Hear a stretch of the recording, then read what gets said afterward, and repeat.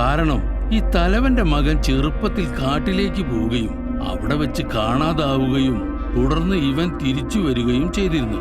എന്നാൽ ആ സംഭവത്തിന് ശേഷം അവന്റെ പെരുമാറ്റത്തിൽ എന്തൊക്കെയോ മാറ്റങ്ങൾ ആളുകൾ ശ്രദ്ധിച്ചു തുടങ്ങി.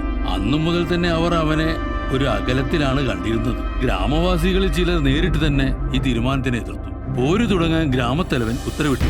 എല്ലാവരും ആകാംക്ഷയുടെ ഗ്രാമത്തലവന്റെ മകനെ നോക്കി നിൽക്കവേ ഇവിടെ നിന്ന് ഒരു കുന്തം പാഞ്ഞു വന്ന് അവന്റെ മാറിടം തുളച്ച് നിലത്ത് പൊത്തി.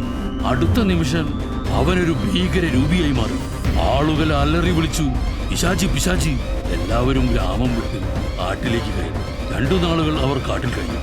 ഗ്രാമത്തിൽ നിന്നും നിർത്താതെ കേട്ടിരുന്ന ആ ജീവിയുടെ അലർച്ച 2 ദിവസം കൊണ്ടില്ലാതായി. അതിനുശേഷം അവർ പതിയെ ഗ്രാമത്തിലെത്തി.